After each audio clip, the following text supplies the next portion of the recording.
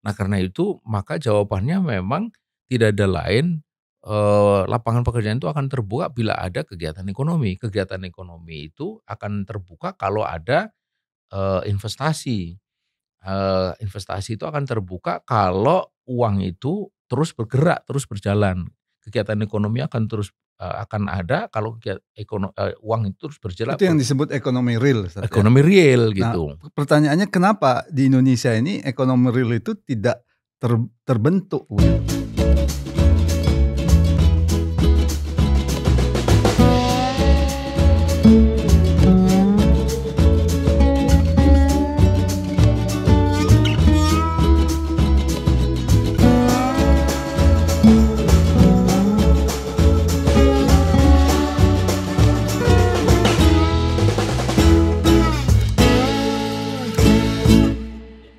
Bismillahirrahmanirrahim. Assalamualaikum warahmatullahi wabarakatuh. Pemirsa yang dirahmati Allah Subhanahu wa taala, kembali kita bertemu dalam program Fokus di The Point. Kali ini kita akan menyoroti 7 juta pemuda RI menganggur. Untuk itu kita akan membahas masalah pengangguran di kalangan anak muda ini dengan Ustadz Ismail Susanto. Assalamualaikum Ustadz. Waalaikumsalam warahmatullahi wabarakatuh. Media asing menyoroti besarnya jumlah pengangguran usia muda di Indonesia. Bahkan dikatakan angka ini salah satu yang tertinggi ya di Indonesia. Ada 16% dari 44 juta anak muda Indonesia atau sekitar 7 juta pemuda itu dalam kondisi menganggur. Menurut Ustadz Ismail, eh, apa apa masalahnya kalau yang menganggur itu anak muda? Ya baik, bismillahirrahmanirrahim. Assalamualaikum warahmatullahi wabarakatuh. Waalaikumsalam. Anak muda itu selalu dipersepsi sebagai, eee, manusia dalam usia produktif. Pilihannya dia belajar atau dia bekerja gitu, atau bisa juga kedua-duanya kadang-kadang. Jadi kalau dia tidak dalam keadaan belajar, tidak juga dalam keadaan bekerja, ini satu kondisi yang patut diwaspadai. Bahkan dia bisa berkembang menjadi kondisi yang sangat berbahaya. Di saat potensinya sangat besar, kemauannya sangat besar, cita-citanya sangat besar, tapi dia tidak punya daya. Karenanya pantas kalau kemudian orang menyoroti, tingginya pengangguran, di kalangan usia produktif. Usia muda itu usia produktif gitu, itu yang jadi soal gitu. Ya, sebenarnya Indonesia ini kan memiliki bonus demografi yang cukup Iya. banyak ya. Pertama kekayaan alam kita, demikian juga letak negara kita yang sangat strategis dari Iya, segi perdagangan, iya, jumlah penduduk yang besar, iya, pasar yang juga cukup besar, iya, kekayaan alam juga sama. iya. Tapi apa penyebabnya bonus-bonus itu kemudian tidak memiliki implikasi langsung terhadap eee, pekerjaan tadi, Ustaz? Iya. Jadi betul bahwa satu sisi Indonesia itu saat ini mengalami bonus demografi yang luar biasa. Lebih dari separuh jumlah penduduk Indonesia itu pada usia, produktif. Angkanya saya tidak tahu persis tapi di atas 50%. Dan ini sebenarnya sebuah potensi yang luar biasa.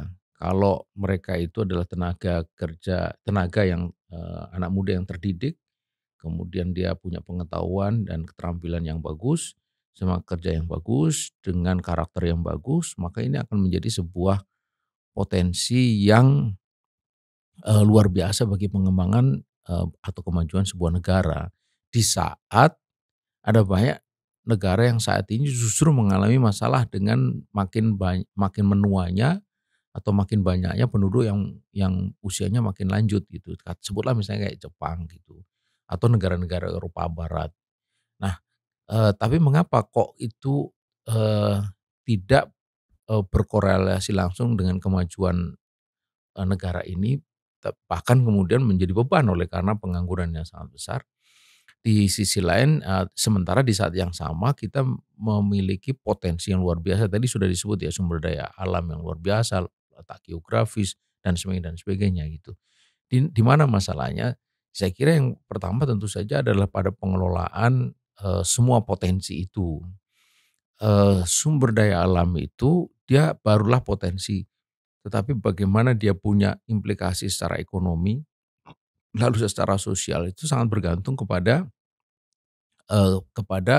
kemampuan mengolah itu semua. Sebutlah misalnya sumber daya alam. Sumber daya alam, sebut lagi misalnya, barang tambang atau energi, katakanlah misalnya batu bara. Batu bara itu potensinya besar. Cuma dia tinggal ngambil, setelah itu langsung dijual gitu. Jadi tidak ada nilai tambah di situ. Kemudian nikel juga begitu, diambil langsung ditambah. Jadi kita tidak ingin mengikuti istilah, yang sekarang lagi populer hilirisasi, tapi memang teknologi, lalu, manufaktur, industri dan sebagainya itu memang adalah sektor-sektor yang bakal membuka peluang pekerjaan yang besar gitu. Jadi, anak muda terdidik itu dia hanya akan bisa diserap oleh sektor modern, tidak lagi sektor tradisional. Sektor tradisional itu katakanlah misalnya pertanian tradisional, kemudian, apalagi kemudian informal itu sudah tidak lagi menjadi area yang menarik bagi anak muda yang terdidik ini. Dan ingat dari angka itu 7 juta itu kalau tidak salah 1 juta lebih itu diantaranya sarjana gitu. Mhm. Jadi, hanya bisa diserap oleh sektor modern. Nah, karena itulah maka sektor modern ini yang menjadi pertanyaan kenapa di saat yang sama itu tidak terbuka ya. Nah, ini kemudian jawabannya biasanya orang menuju kepada pertumbuhan ekonomi kita yang, sejak, 10, 15 tahun terakhir itu memang berkisar 5, bahkan sekarang ini turun di bawah 5 kalau nggak salah 4,8. Tetapi pertumbuhan itu pun juga masih dipertanyakan sebab dulu 1% pertumbuhan ekonomi itu membuka lapangan pekerjaan sampai, 600.000. Tapi belakangan kemudian turun oleh karena itu pertumbuhan yang tidak real, yang disebut oleh Paul Krugman pemenang hadiah Nobel tahun 98 itu sebagai bubble ekonomi. Sampai disebut di Indonesia itu pernah 1% pertumbuhan itu cuma membuka 48.000 gitu. Jadi kecil sekali. Itu artinya bahwa pertumbuhan yang segitu saja itu masih dipertanyakan mana yang ditopang oleh sektor real dan mana yang ditopang oleh sektor non real. Jadi sudahlah pertumbuhannya kecil ditopang oleh sektor non real misalnya maka, lapangan pekerjaan yang terbuka juga makin kecil. Nah karena itu maka jawabannya memang tidak ada lain, lapangan pekerjaan itu akan terbuka bila ada kegiatan ekonomi. Kegiatan ekonomi itu akan terbuka kalau ada investasi. Investasi itu akan terbuka kalau uang itu terus bergerak, terus berjalan. Kegiatan ekonomi akan ada kalau uang itu terus berjalan Itu yang disebut ekonomi real, Ustaz, ya. ekonomi real Nah, gitu. pertanyaannya kenapa di Indonesia ini ekonomi real itu tidak terbentuk begitu? Ya, ya justru di situ masalah oleh karena di saat yang sama kita ini, sebagaimana negara kapitalis yang lain itu selalu mengandalkan 2 sisi sekaligus, real dan sektor real. Sektor Non real. real dan sektor non real. Sektor non real sektor keuangan. Di situ ada perbankan, di situ ada asuransi, ada gade, ada saham, ada macam-macam gitu. Yang ini juga terus tumbuh, makanya sebenarnya jika kita itu ingin betul-betul mempunyai kondisi ekonomi yang langsung berdampak pada kehidupan masyarakat yang nyata, itu di dalam teori itu justru sektor non real itu yang harus ditutup gitu. Mhm. Supaya uang itu tidak ada yang bergerak di sini, semuanya bergerak di sektor real. Ketika bergerak di sektor real entah itu, produksi, konsumsi, distribusi, kemudian, diproduksi ini, di situ manufaktur itu akan membuka lapangan pekerjaan yang luar biasa Mhm. gitu. Nah ini yang sekarang ini menjadi soal bukan hanya Indonesia tapi juga seluruh dunia gitu. Itu yang Eee terkait dengan pertanian tadi, Ustaz, mhm, eee, banyak anak muda sekarang yang melihat pertanian itu iya tidak menjanjikan ya. iya, Padahal kalau kita lihat potensi pertanian Indonesia itu luar kan biasa luar biasa luar gitu. biasa. Persoalannya kan ketika mereka bekerja di sektor pertanian, Mhm, mereka tidak mendapatkan, sesuatu yang, iya layak gitu iya dari segi penghasilan. Nah, bagaimana caranya agar pertanian ini, diminati oleh anak muda iya baik dari segi penghasilan tadi ataupun dari segi teknologinya misalkan? iya. Ya memang kemudian dikenal ada istilah pertanian, tradisional, ada pertanian modern, perkebunan tradisional, perkebunan modern. Indonesia itu punya dua-duanya, dan yang memberikan impact secara langsung terhadap pembukaan lapangan pekerjaan tentu saja adalah pertanian dan perkebunan modern gitu. Ini yang harus digenjot karena lahan di Indonesia ini sebenarnya sangat luas. Masih sangat banyak lahan yang tak termanfaatkan secara optimum. Ketika kita membaca misalnya kalau kita belajar Al-Ahkamul Ar-Rodhi, hukum tentang tanah di dalam syariat Islam itu kan di sana disebutkan bahwa orang itu boleh menghidupkan tanah mati. Eee, Dia boleh memiliki seberapa pun asal itu diproduksikan. Nah, itu kan menunjukkan bahwa kepemilikan tanah itu langsung dikaitkan dengan pemanfaatan atau dengan pemproduksian tanah itu. Untuk apa? Supaya dia memiliki efek terhadap pertanian itu sendiri berupa hasil-hasilnya. Kemudian yang kedua efek terhadap pembukaan lapangan pekerjaan gitu. Nah, hari ini jadi soal gitu. Saya Hmm. tidak tahu apakah ada inspirasi dari ketentuan ini ketika sekarang Kepala BPN Menteri ATR itu mengatakan bahwa 2 tahun tanah yang nganggur itu akan disita misalnya gitu. Hmm. Nah, lepas dari itu menunjukkan bahwa tanah ini memang tidak boleh dibiarkan diam gitu. Dia harus diproduksikan. Terutama dalam hal ini adalah negara, karena negara memiliki kekuatan yang paling besar untuk melakukan semua hal yang diperlukan bagi produktivitas lahan gitu. Ya, terakhir Ustadz Ismail, kalau ada yang bertanya, Mhm. bagaimana langkah-langkah Iya, yang praktis gitu ya dari syariat iya. Islam untuk menuntaskan pengangguran ini? Iya, tentu jawaban ringkasnya adalah ya dengan membuka lapangan pekerjaan.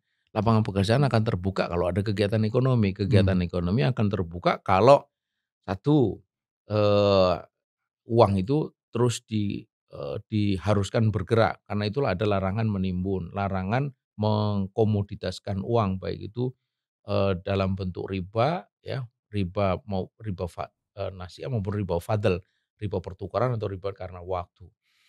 Jadi dari sini terlihat bahwa politik pengelolaan keuangan itu sangat menentukan.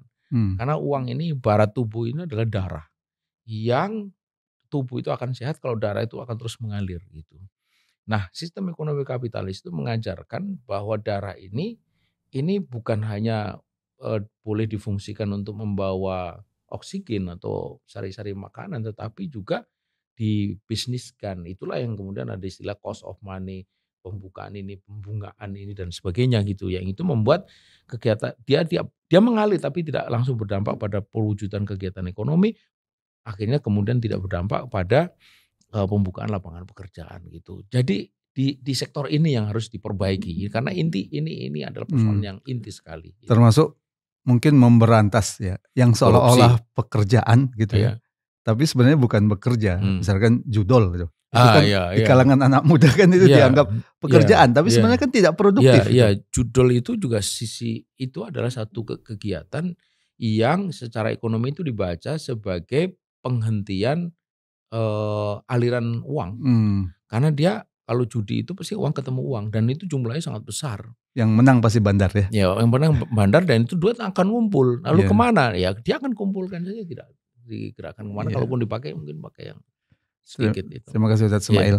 Demikian pemirsa, bagaimana syariat Islam menuntaskan pengangguran. hmm. Tinggal masalahnya kita mau milih apa ini? Apakah tetap bertahan dengan sistem kapitalisme dengan berbagai persoalannya tadi, atau kita kembali kepada Islam, agama kita dan pedoman hidup kita? Tentu itu pilihan kita. Semoga bermanfaat. Assalamualaikum warahmatullahi wabarakatuh. Waalaikumsalam.